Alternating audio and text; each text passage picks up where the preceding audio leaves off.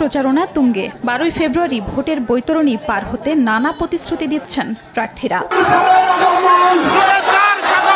ঠাকুরগাঁও 1-এ নির্বাচনী জনসভায় বিএনপি প্রার্থী মির্জা ফখরুল ইসলাম আলমগীর বলেন, ইসলামের কথা বলে মানুষের সঙ্গে প্রতারণা করছে জামায়াত। চাঁদপুর 3-এ ধানের শীষের প্রার্থী শেখ ফরিদ আহমেদ মানিক বলেন, সেনাবাহিনীর সঙ্গে খারাপ আচরণকারীরা দেশের শান্তি চায় না। মেহেরপুর 1-এ বিএনপি প্রার্থী মাসুদ অরুণ বলেন, নির্ধারিত সময়ে নির্বাচন না হওয়ার ষড়যন্ত্রে লিপ্ত একটি মহল। অন্যান্য আসনেও জোরে সোরে ভোটের প্রচারণা চালাচ্ছেন ধানের শীষের প্রার্থীরা। ভোট নিয়ে কোনো পক্ষ এখনো ষড়যন্ত্র করছে।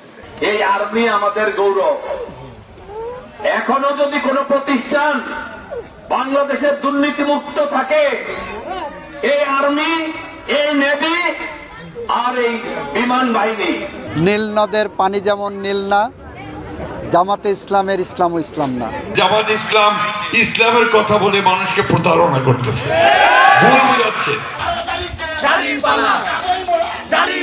প্রচার যুদ্ধে সরব 11 দলীয় ঐক্যের প্রার্থীরাও। পাবনা 1 আসনে দাড়িপাল্লার প্রার্থী ব্যারিস্টার নাজিবুর রহমান মোমেন অভিযোগ করেন, তার নেতাকর্মীদের হুমকি দিচ্ছে প্রতিদ্বন্দ্বী দল। এ নিয়ে প্রশাসনকে জানালেও ব্যবস্থা নেওয়া হচ্ছে না। সিরাজগঞ্জ 4-এ গণসংযোগ করেন জামায়াতের প্রার্থী রফিকুল ইসলাম খান। পঞ্চগড় 1-এ শাপলাকলির প্রার্থী সার্জিস আলম বলেন, জুলুমবাজদের আর ক্ষমতায় দেখতে চায় না মানুষ। যারা ক্ষমতায় না আসতে, এমপি মন্ত্রী না হইতে মানুষের উপরে জুলুম করতে পারে, ওরা তো ক্ষমতা আসলে মানুষকে মানুষই মনে করবে না। নারী কর্মীরা যখন ভোট যাওয়ার জন্য বিভিন্ন জায়গায় যাচ্ছে, তখন তাদের পুরুষরা আমাদের কর্মীদেরকে বাধা দিচ্ছে। আপনারা যদি এরকম করে হুমকি ধামকি অব্যাহত রাখেন, জনগণ আপনাদের বিরুদ্ধে কিন্তু নীরব ব্যালট বিপ্লব করবে।